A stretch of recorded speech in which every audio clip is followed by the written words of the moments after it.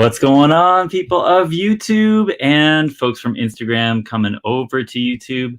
Welcome to another video of Comics. Very excited to be with you all tonight. We're going to try to do a brief unboxing. I've been waiting to unbox this CGC 15-book submission for a couple days now. It came on a Sunday. It's always crazy when you get a delivery on a Sunday.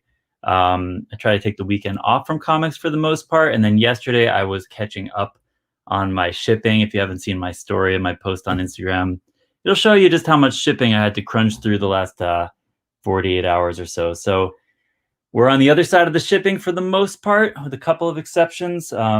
People's payments still straggling in from the previous auction and whatnot. But now we're all free and clear to do some unboxing. So let's get into it, guys. I've got this many packages that are not from CGC.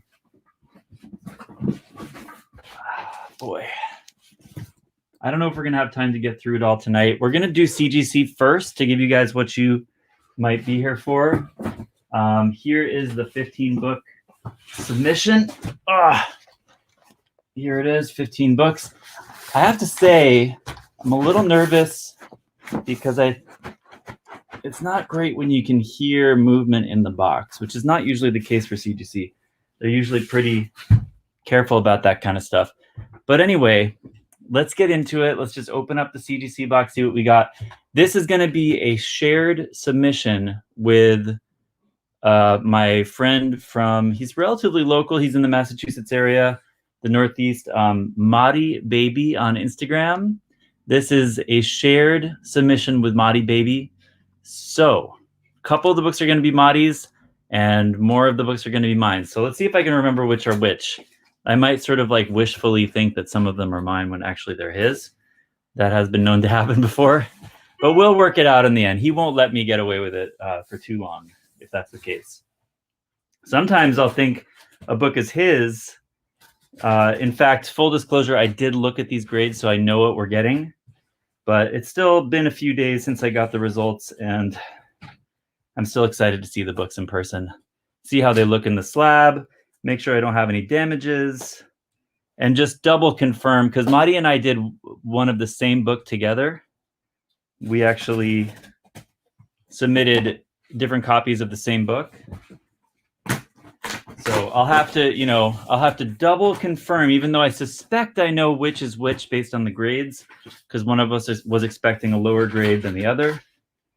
I think I'll know which is which, but I'll have to double check, run it, go by.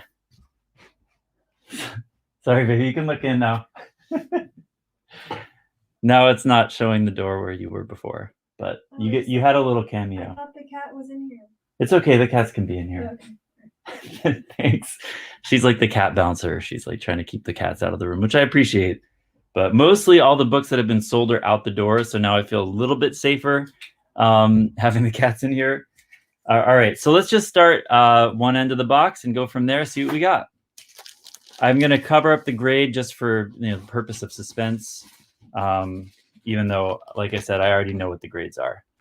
So here, I always have to remember which side. Okay, this is a Department of Truth second print. And I actually know that this one is one of the disappointments of the batch, just because I thought it would be an easy 9.8. These are kind of like tricky books because they're so the spines are so busy on them that it's hard to see where the defects are, if any. So I'm curious to know what they found on this one. I certainly didn't see anything, but I'll look that over. We'll see what we see upon further review. Still nobody in the live. I guess that's why you need to make a thumbnail and invite people ahead of time and stuff. I just didn't have who's got the time, really. I'm just trying to go live and you guys can watch on the replay. We don't have anyone watching right now, which is fine. It's just us. It's just us, guys. All right, so next up we have a Phantom Star Killer. This is a Comic Tom exclusive. So this here is, I believe, a Comic Tom exclusive Scout Black Caravan from October of last year. I'm a big fan of this artist who does Gut Ghost and Phantom Star Killer and stuff like that. And I just like the color. I love purple covers. I thought with, you know, a low print exclusive, might as well get it slabbed. We got a 9.8 there. Cool book. Next up, we got here. We got a Something is Killing the Children book. All right. Something is Killing the Children, number 12. That is a Momoko Virgin 1 in 25 for a 9.8. Very nice. Very nice right there. I think that's my book. Again, I've got to double check the records. Matty can tell me which books are his. All right, next up, we have an ASM 55. All right, 9.8 there, very nice. Good book to have slabbed, tough black cover. I think I sent out a few of those, only one in this submission, but not a bad book to get slabbed. Another Something is Killing the Children book. We have a number 1 4th print. Number 1 4th print in a 9.8. Very nice, very nice. Okay, here we go. We have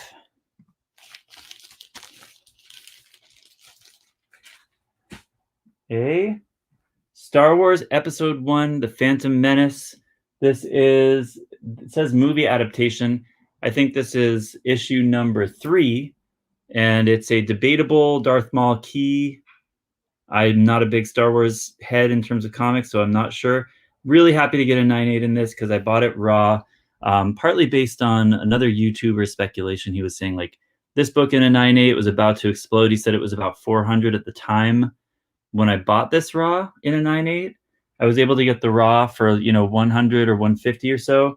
Looked like a good candidate. I pressed it out and had good results. So I'm super happy to, you know, that's my personal strategy. If I'm trying to spec on something and I want the 9.8, I very rarely buy the 9.8 itself. That's just me because I enjoy pressing and submitting, and it's part of my whole like comic strategy. So I'll spend a little extra on a raw that I think has good potential, and do it that way. It doesn't always work out, but I'm happy to say in that case it did. Here is a first print, Department of Truth number 1 in a 9.8. I'm going to be submitting more of these.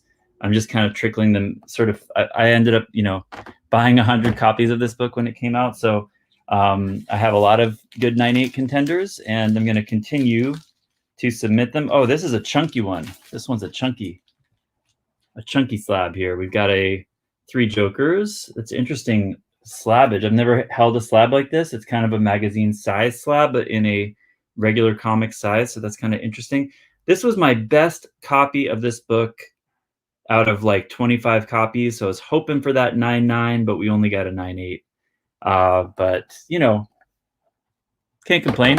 Got a copy of that book in a 9.8 now. Not bad. It's a cool book. All right, next up, we have a Punchline number 1. This is the Derek Chu team variant, and that is a 9.8. Chu variant cover. This is Punchline's origin, and it's lower printed than the regular cover.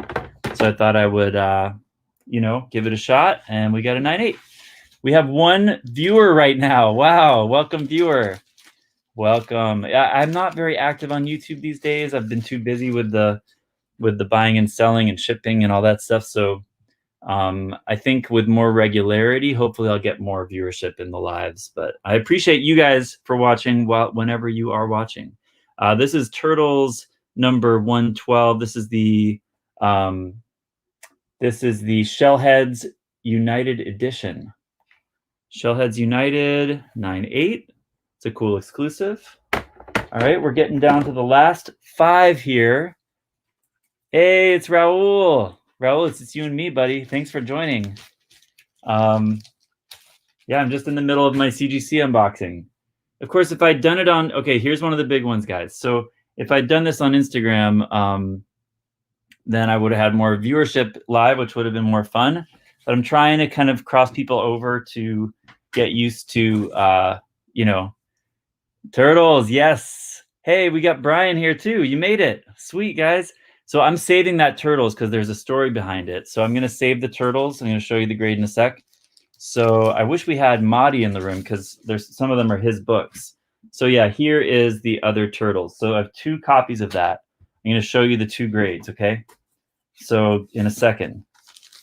So here we go, guys. We've still got 3 other books besides those 2. Here is one of Matty's books. This is a book he bought at my auction. All right, this is a Totally Awesome Hulk #1, 1 in 50, Frank Cho variant. Obviously an homage cover to Hulk #1. So great book, rare with the 1 in 50 incentive and tough to get in a 9.8. And we have a 9.8 for Matty baby. Congratulations, Matty. I'm so glad that worked out for you.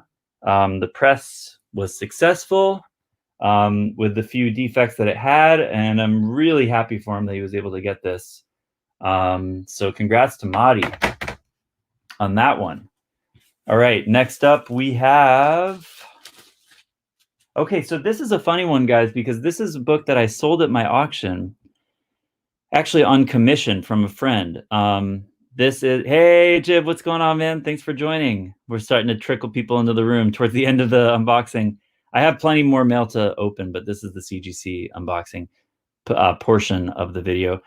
The main event we're doing up front. So this is a cool, rare variant, not many on census, and my friends gave it to me to sell raw. And I had a buyer, but it was just kind of a flaky buyer. He paid partially. I think he paid partial. No, I don't think he ever paid, actually. I think something weird happened where maybe he paid for some books that I sent to him, but he didn't pay for this one, which I was going to submit for him. So I ended up submitting it sort of on good faith, thinking he was going to settle, and he just never did. So I was like, I told him, hey man, you've ghosted me, and now this book is mine. So essentially I bought this book from my consignor friend, right? Because the buyer didn't actually claim it. So thankfully I took the chance, and when you take on the risk, you sometimes get the reward, right? So I got the 9.8 in this. That's a very rare book on census, so pretty psyched to have that. That's a cool Wolverine and Domino cover. Very strange art here. It's a Patrick Zurcher cover for Morbius, the Living Vampire #6. So that's pretty cool. Wolverine Through the Ages variant cover.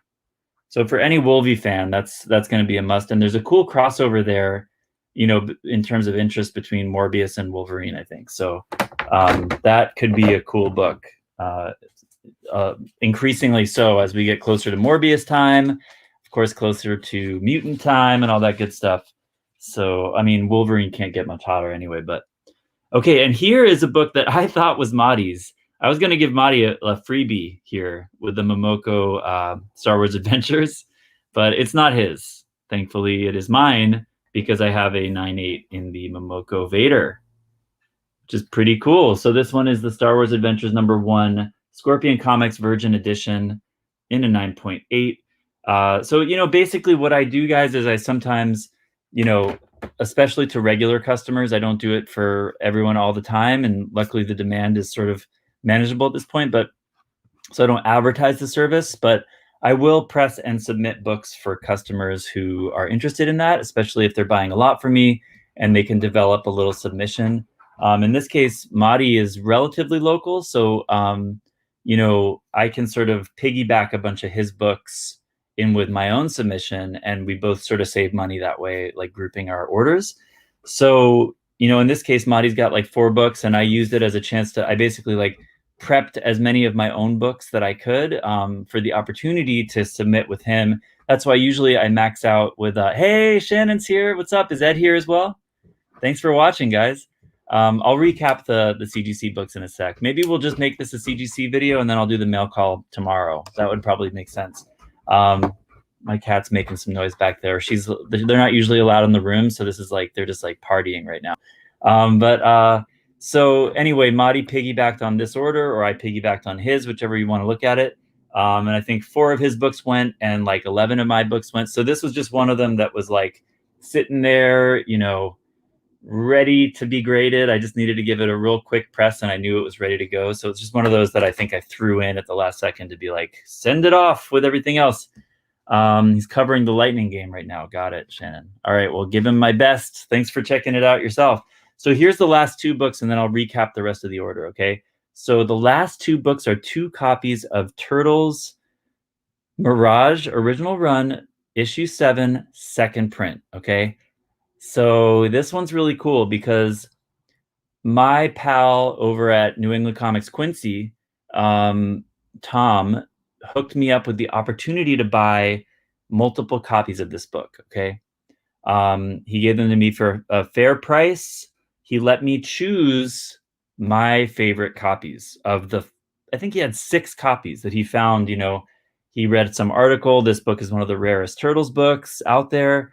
And he went into his stacks. You know, the store has got like 5 locations. I'm sure they've got a huge back inventory. So in these cases, he's able to just, you know, pick out, like, they've got multiples of all these random issues. So he had 6 copies of Turtles 7 second print. And so I at the time, you know, I mean, maybe in retrospect I could have bought all of them or something, but you know, it was over $100 each. It was sort of a tough, you know, a lot of cash to fork over. So I settled on 3. I picked up 3 copies. They were the best copies. And you know, this has been a learning process for me in terms of Mirage books in general, because you know, Mirage Books, they were a very small independent press, obviously, in the 1980s. They're unlike any other book that I've ever dealt with, you know, in terms of the physical material. They have very thin paper. They are very easy to get fingerprints on. They're very delicate. And, you know, they just don't really, they always have a little bit of corner wear. And, you know, it's like, hey, Gordon's here. What's going on, man? Good to see you. Thanks for joining. So basically, my theory was, okay, these copies don't look perfect of this book, but I don't think any Mirage book really looks perfect. You know, I don't think that there is a really mint copy of a Turtles book out there. I mean, maybe there's a 9.9 somewhere. I don't know. But that was my hope, was that even though these books they've got some color rub here, they've got some scuffing here, you know, the paper's really thin, and one of them. So when I pressed Matty's book, he bought it at auction from me. Total transparency, I thought I fucked up. Okay, I thought I really messed up on his book, and I told him, I was like, "Yo, Matty, you know, I've never pressed a Mirage book like this before, and I think I shouldn't have put the kind of cardstock that I normally do under the front cover, because it slightly tore at the corner.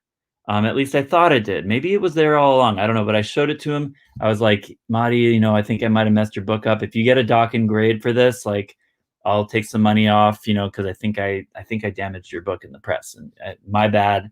No experience with Mirage or whatever.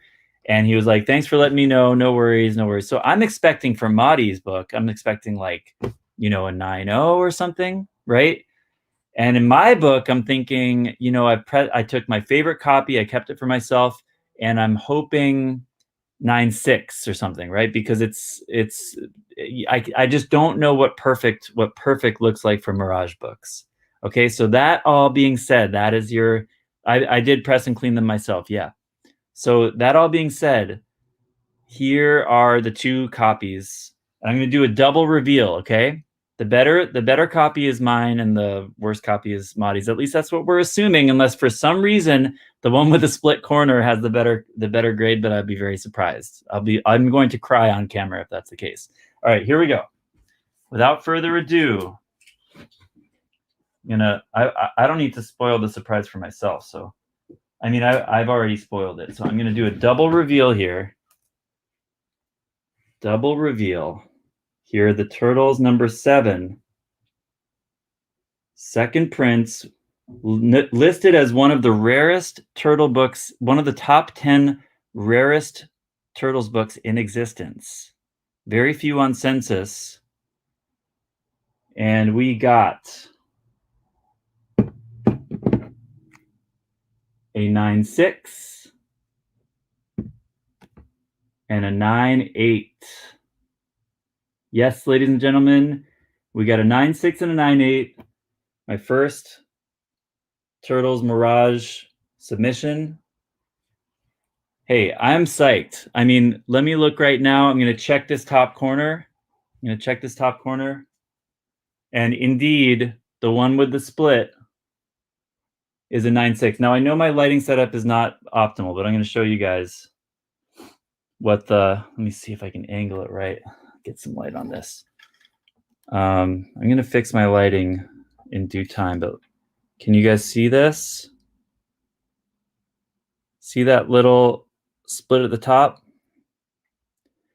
So let this be a lesson to you guys about Mirage books. Mirage books are not meant to look perfect, okay? They're not meant to look perfect. This is my conclusion about Mirage. And it makes me personally feel way more comfortable with submitting Mirage books that don't look perfect, because we got ourselves some pretty sweet grades on these. And it tells me, you know, this whole, look at this whole gulf of blue ink on the back of this cover. There's so much, you know, room for imperfections here, you know, tiny little color rubs here, a little speck of ink missing here. You know what I mean? They're just, it's inevitable. And I think that the graders know that. And as long as you're really careful, you get your thumbprints off of it and you have pressed it to the best of your abilities, and there aren't any glaring errors, they're gonna let that other stuff go as just how these books are meant to look. Okay, this 9.8 copy. Wow. I mean, I feel like I got a gift grade. I feel like both of these are gift grades, but the only explanation I can give you is that, you know, they expect Mirage books to look a certain way. Can you see that corner? It's a little white. I didn't think that could get a 9.8. This back cover is pretty nice, but it's got some color rub along the entirety of this edge here on the blue. You know, so I just didn't know. How much for the 9.8? I think it would cost you above 1,000. I got to check prices. They started, I think they were trending, the last I checked, they were trending like 12, 14, 1,600, I think, for this.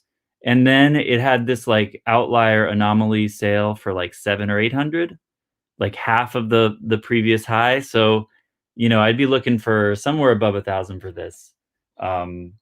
And I'm not sure what MATTY'S 9.6 is going to go for.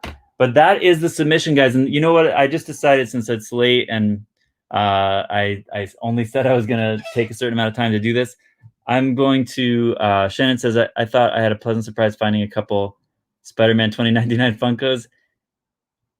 Hey, to each their own, Shannon. I mean, I'm glad you got the Spidey 2099s, because I'm still awaiting finding a copy. And that reminds me, I actually brought out some Funkos to show you guys as well. But I'm going to recap the submission now for people who joined late. So we have, starting with the best for last or best for first, the Turtles #7 second print, 9.8. And by the way, you know, they're a little late with the keys in terms of these Mirage books, but this is an Origin of the Turtles issue. And also, ironically, in the first print of this issue, that's a slept-on book because it has the first color representation of the Turtles ever. And it even says so in the liner notes that Eastman writes. So get those Turtles 7 in any print. This is the second print, which is more rare, but first print is very undervalued right now. So there is my copy in 9.8. Super psyched about that. Here is MATTY'S copy in 9.6. Turtles 7 second print. Here is my copy of Star Wars Adventures #1, the Momoko Vader Virgin Scorpion Comics edition. Here is my Morbius #6 Zurcher variant in a 9.8. So guys, the only 9.6s in this whole submission were MATTY'S Turtle 7, which was still a huge win compared to our expectations, and that random the one I'll show you last. But here's MATTY'S Totally Awesome Hulk #1, the 1 in 50 in a 9.8. That is a sick book. I don't know what that one's going for, but the prices must be pretty hefty for that. Here we have a CGC error here. The case is split at the top. That's a bummer. Oh well, have to send in get a little recase for that perhaps. But that's a Turtles shell heads. I'll have to check all the cases for these because I heard them clattering around in the package. That's a Turtles 112 shell heads united. Here's a Punchline 098, the Derek Chu variant, Punchline 1 rather, origin issue. Here is a Three Jokers Dynamite variant in a 9.8.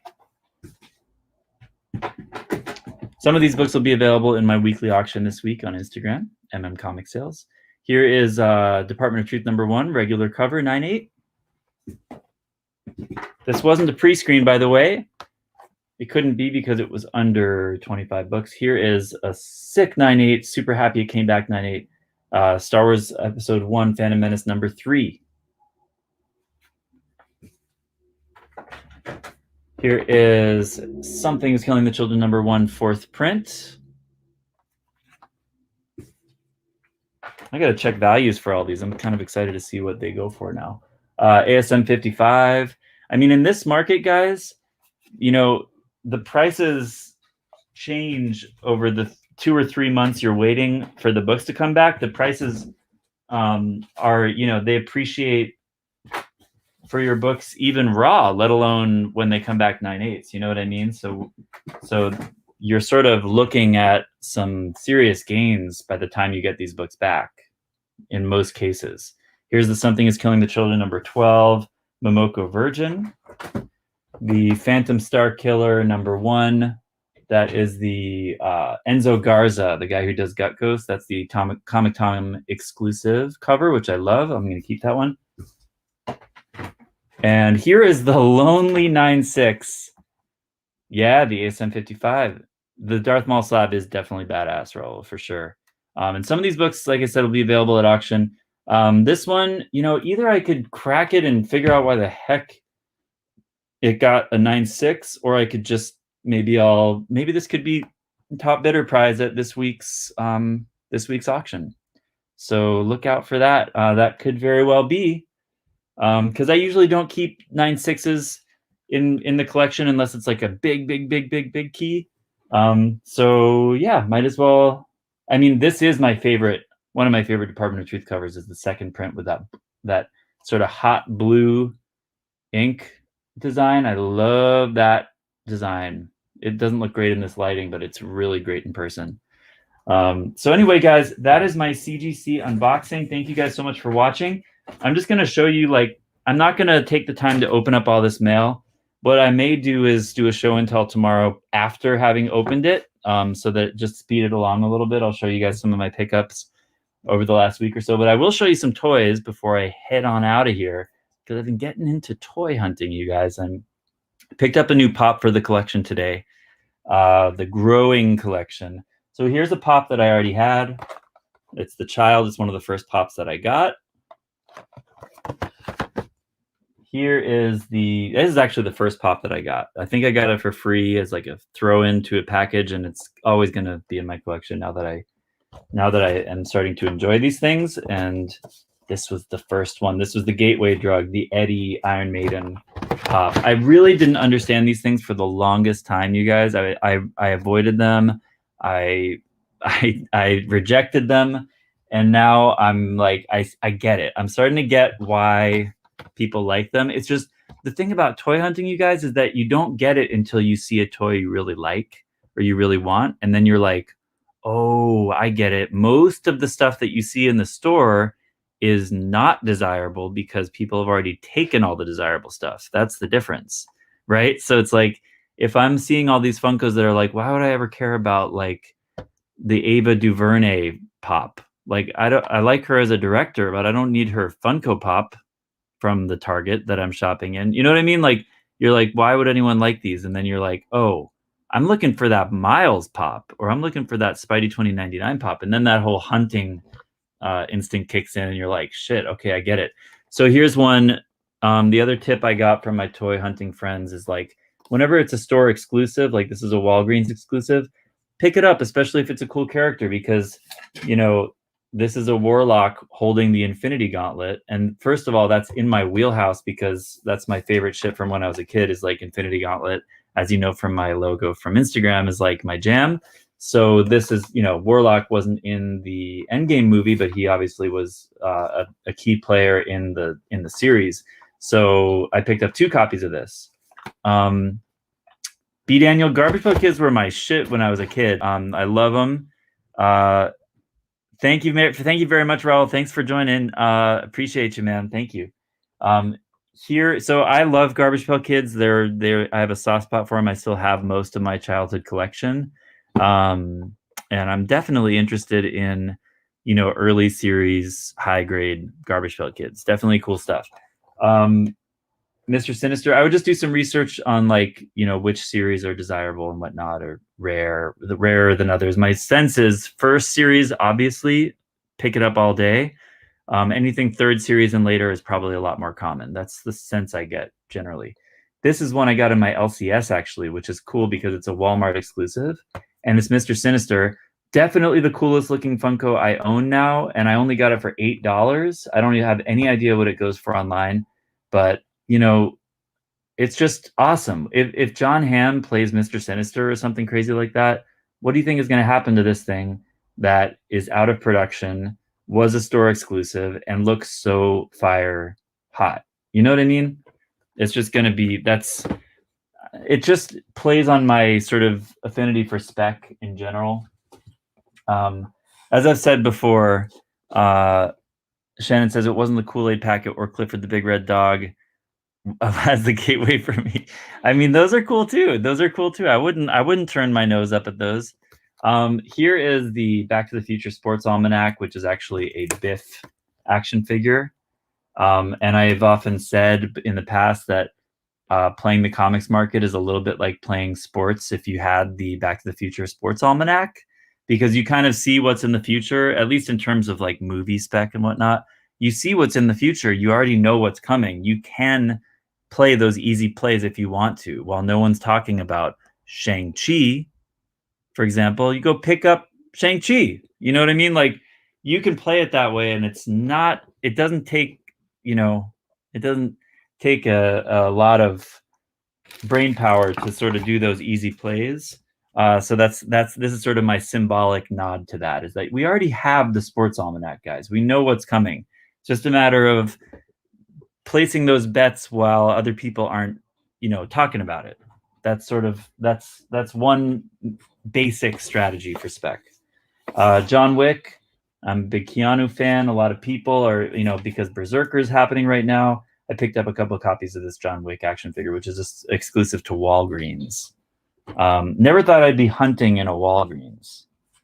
Here is a G.I. Joe pack. This is a Scarlet action figure, and just really high quality G.I. Joe figures. I'm not a huge Joe head, but I figured it was the one available in the store that I went to when I was in a hunting phase. Here's a Peter Parker Marvel Legends. This is one of the ones that I see more available on the shelves than others. You know, more so than they released 2021 cards at Walmart and Target. Nice. That's cool, Brian. So this is one that's underrated now, I think, but it's still really cool. It is Spider-Man, and this is such a cool character from Into the Spider-Verse. I loved how he was voiced by Jake Johnson. And it's really available right now, but I'm picking up a couple copies of that. And here is my favorite, last but not least, is a Silver Surfer Black Marvel Legends with Mjolnir. It's just really cool. Surfer is my guy. So this is one, I'll definitely keep one copy in the PC. I've given one away as a top bidder prize at my auction, and I'm keeping a backup to a spec. So those are my toy. That's my, oh, and then the one that I got just today is the Barney, but I don't know. Oh, here it is. Here's the Barney I got at Target today. Huge Simpsons fan.